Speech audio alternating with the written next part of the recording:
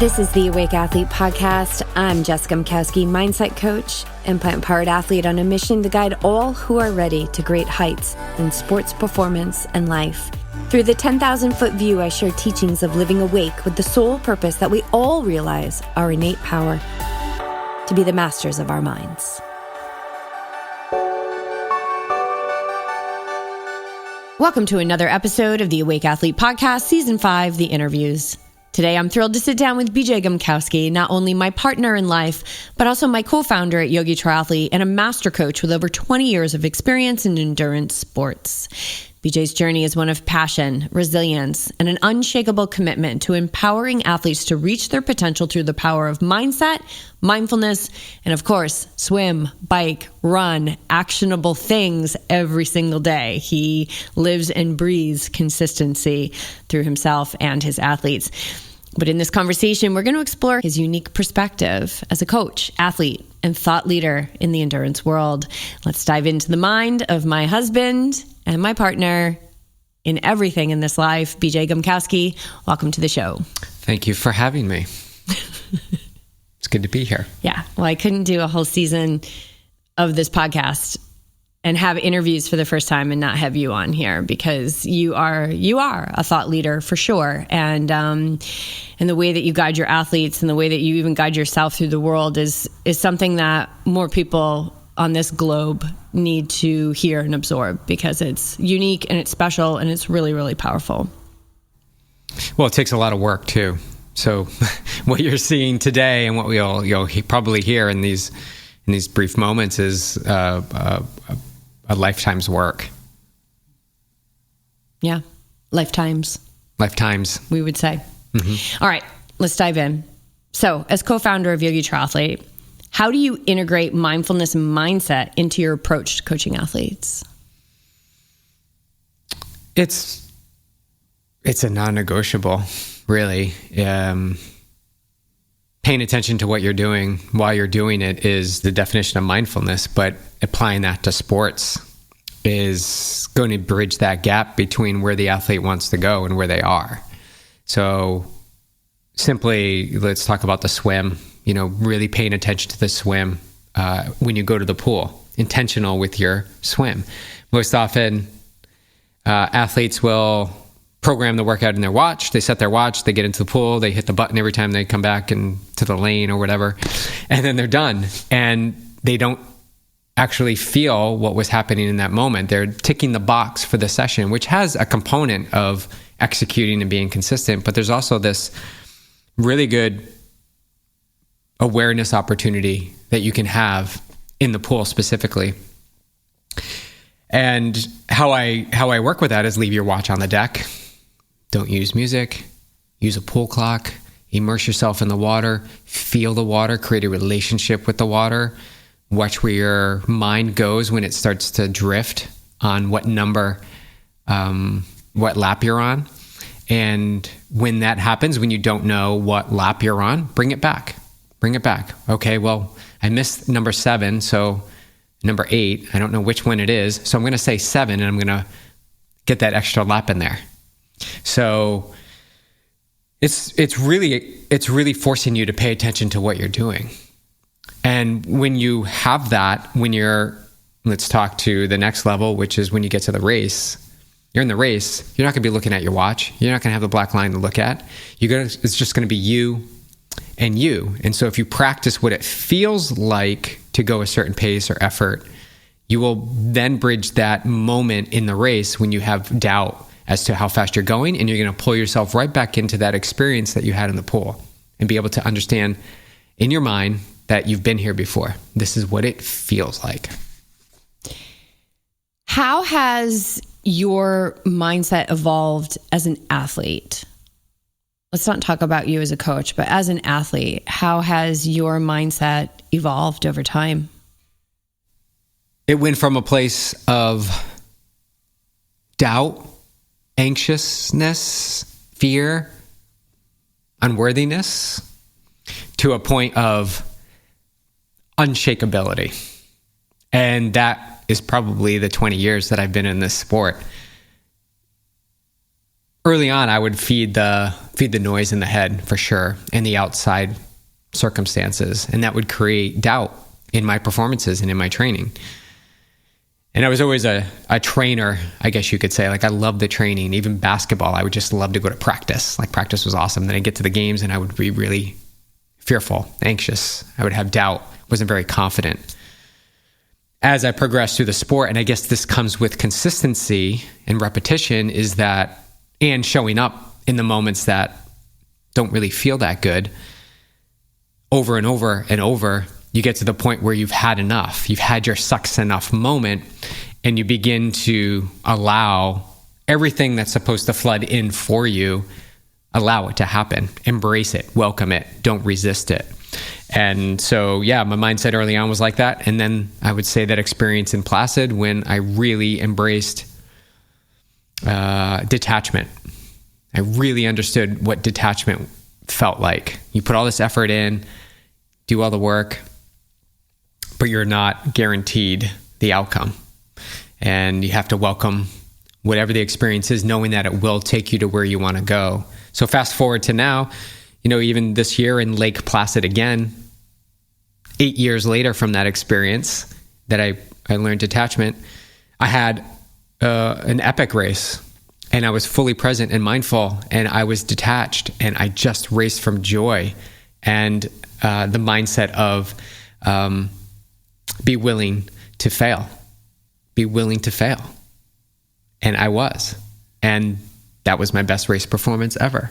So when we finally let go, a lot more will flood into our lives. So yeah, definitely an unshakable mindset now.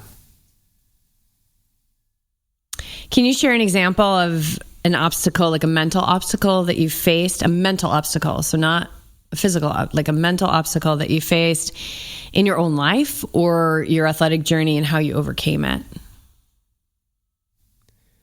Open water swimming. Super fearful, resisted it for so long. You were right there with me along this journey, how I would make up excuses or find a belief pattern that would keep me away from the very thing that was not allowing me to fulfill my fullest potential. And the fear of drowning or fear of what was in the water really kept me away. And then how I overcame that was really putting myself in that experience, having that shift in the mind. And I can't pinpoint the exact moment, but I was willing to experience the open water. Deep down, I knew that this was going to benefit me for my race performance, and I'd always shied away from it. So the deep knowing was that this is beneficial for me. And in order to get to that deep knowing, I had to clear the clutter of the mind. And what clears the clutter of the mind is meditation and mindfulness. And I believe practicing that consistently over a period of time allowed the mind to then relax and not have to protect, or the beliefs to protect, and allow things to expand and open and say, oh, I got to give this thing a chance. I really have to go all into it because I'm missing something here in race performance. And it's definitely tied to my relationship with what I fear in the open water. Yeah, it's such a thing that it's like, don't be afraid to look. And have you seen this in other athletes? Like, they have a goal, or let's say the goal is to, increase their run or decrease their run pace, right? Increase, decrease, or be faster. Their run pace at an Ironman, right? But then there's a block there that they need to overcome. How do you guide your athletes with that? Like, let's say you see the block, but they don't yet. Yeah, well, I've lived that, right? So I can speak to it firsthand, but seeing it with athletes for sure, it comes down to belief. Do they believe that this is possible? And I have to, as a coach, believe in them and keep, and I do believe in them. It's not like an effort to do that. I truly believe that every athlete that I coach has the potential to achieve what they want. The mind is the last barrier that is keeping them from achieving that. They're doing the workouts, most of them are achieving the workouts and doing the work necessary. But what happens is when we bump up against that moment, most often in a race, when we have to give our all, when we have to like really dive into the uncomfortableness, we tend to fall back into what's most comfortable or practiced. So the mind has that well-worn groove into backing off. And that may be set in the way that they train, the way that they navigate work, life, whatever it is. All these patterns are connected. So when they begin to explore and get curious about what's possible and let the mind stuff go, let the intellect go, they can then move past it. They can then see that there is something here for me. My role as a coach is to continually encourage that, relentlessly encourage that, and set them up in particular sessions in their training to allow for them to feel what that feels like. It may not be a full 10K race or a triathlon, but there will be moments in a training session where they will be able to practice, whether they realize it or not, that they're using their awareness to shift from a habit that isn't helpful, that's blocking them from that next level, and just opening up the space for it to arrive. This is inspiring a question here. What are some of the behaviors that you've seen? I mean, I've done them, you've done them, right? Whenever we're trying to get over an obstacle, what are some of the behaviors that you've seen that people are using to get around that thing? And I believe that when they're doing it, right, they don't quite know that they're doing it. It's this subconscious protection, right? Like, there was a part of you that knew you were giving excuses about the water, you know, when we would do open water swimming back east. But still you still weren't looking at it fully. And so what are some of the behaviors that you see that are basically, let's say, self-sabotage, right? It's like they want this thing, but they got to get over this thing, but they're residing in these behaviors that are keeping them safe, where they don't have to climb this mountain of the unknown. Because who are we without that obstacle? Right. So I guess for an example of like, you know, are they perpetually sleeping in late by mistake? Things like that. That's what I'm talking about. What do you see as these behaviors that are keeping us from getting through these mental obstacles? It could be anything. That's specifically one of them, not waking up, the alarm, hitting the snooze button, forgetting to set the alarm, forgot they had a meeting. All these things are trumping or have more priority in their list of their level of priorities in their mind that will trump the thing that they need to do. So as long as we give attention and focus to these other things, and we can negotiate our way out of anything. I can negotiate my way out of an open water swim. Absolutely. You know, I've got this work. I got to work late. I have this project I haven't finished. I don't have my wetsuit with me. I'm a better pool swimmer. I've proven my results without swimming in the open water. Like, I can come up with a list of things. And so athletes do the same thing. They negotiate them way out of the very thing that would help them be successful.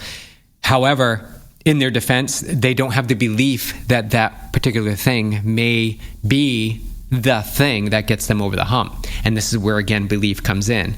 Are you doing the work because you love it and you believe that you can achieve it, or are you doing it because you're only gonna do X, Y, and Z if it results in this outcome? And there's that attachment. There's that attachment to it. So back to my story with the open water, I just kept getting in the open water. I wasn't thinking I need to hit 130 pace in the open water in order to be successful at an Ironman. I just got into open water. I got through waves. Down here at the end of our street, I was kicked out a few times. I couldn't get out past the waves, and I would come home. Kicked out by the ocean, not the open water swimming club. No. Well, very welcoming crew here. But the waves I could not make it past the waves, and I would get anxious and panicky and then have to come out. But that person helped shape the person now where I help people get through the waves, myself included, through more calm and ease. And it becomes a non-issue. Yeah, you can negotiate your way out of anything. If it's not what was it, salient, if it's not an important thought, if it's not on the important priority level, you won't give it attention and it will never change. So what's the antidote to that? How do they see what they're not seeing?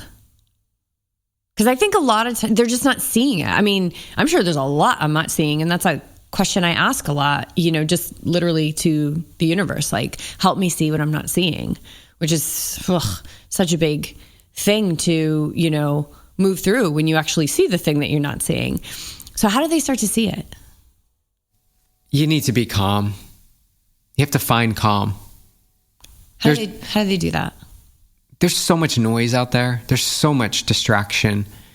I understand why they're not focused on one thing. I mean, in yoga class, you hold warrior two, and all you have to do is focus on those fingertips, and I see the eyeballs wandering around. Like, even in a brief second, you can't focus, or it's challenging to focus.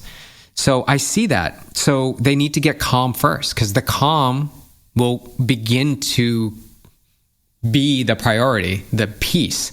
And when you're at peace and calm, it opens up the space for clarity to come in. And then you'll have that thought that says, hey, maybe I do need to go check out the ocean, at least go put my toes in the ocean and see what it's like. I need to diffuse this thought because it's not helpful. Yeah. I think getting calm, I don't really have an answer, like an articulated answer. The perfect answer. You got to find calm. Number one, you got to find a way to find calm, however you need to. And you asked how, bring your attention and awareness. Well, find a space that's quiet for you and the best possible, and visit that space often, and bring your attention and awareness relentlessly to your breath. And do that repeatedly over and over and over again. And if your home space is not quiet, like someone would say, you don't understand, I have like 3 kids under the age of 4 and blah, blah, blah, and all this stuff, which is very, very true and doesn't always lend to super quiet, tranquil environment. But in the middle of your workout, it's a great place to do it. If you're out in nature, just stop, pause your watch, set your timer for 5 minutes, and just breathe and look around and engage your senses. And nature is such an easy way to find calm. I don't know if this is fine. Yeah, this is finding calm. I drove home from the yoga studio the other day and didn't put on any music and just drove 10 and 2 with the hands on the wheel and just looked at everything around. So looked at nature, looked at the palm trees, looked at the birds flying, looked at the center line of the road, paying attention to the things right in front of you brings you into that present, brings you into the moment. And that is reinforcing the grooves in the mind that you can pull your attention away from anything that's not helpful, that's distracting. That's where we want to be. All right, one more question. Okay.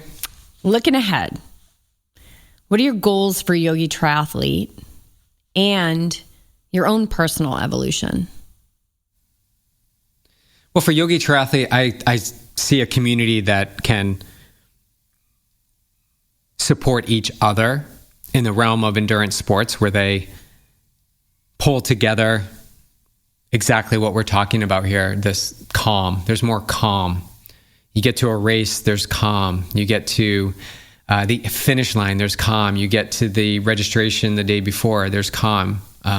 They pull upon each other because we're all working with the same toolbox, and we have the tools available to us to find calm.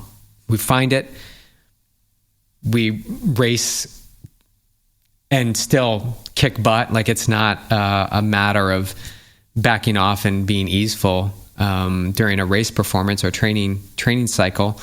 It's about a community that thrives and grows together to achieve what they want, with the support, unconditional, loving support of each and every member, and pulling that all together at big races, triathlon, ultra running, whatever. It doesn't matter. Ocean swims. It actually doesn't matter. I just like to see this community experience grow. The same stuff that we experience when we do races together, like Ironman Arizona or Oceanside. You just feel the energy of the connected community. And what about your own personal evolution? What's your vision forward for yourself? I see myself not stopping anytime soon. I see myself continuing to get faster and lead more off the front in a way that shows that and demonstrates that this lifestyle, this ability to participate in endurance sports can be done by anyone, anywhere, at any time, with the tools necessary to have more joy in the experience. This doesn't have to be so challenging. Of course, the physical can be challenging, but I feel like you can have a relationship with the struggle with a more easeful approach. And that's what I want to continue to achieve. But in recent years have said Ironman races to me are like a long meditation. And they are more so that now than ever, between the experience I had in Placid, the race of my life, and then the race of my life in Kona, having that 16-hour, 10-minute meditation practice out there in Hawaii. I want more of that. Not the timeline, obviously. I'd like to go really fast, but I would love to have that feeling that I had of accomplishment, that I am so unshakable, nothing can rattle me, and I can do miraculous things with little effort and a focus on love. Are the messages in this podcast resonating with you? Is there a spark that has been flamed and a part of you that is craving more? Get over to YogiTriathlete.com and discover how we are forging a new breed of athlete through one-on-one coaching, our squad community, and once-in-a-lifetime adventures to some of the most extraordinary places on earth. Being a member of Yogi Triathlete means you will be awake and ready for all that comes your way. So head over there now, because life waits for no one. So what are you waiting for?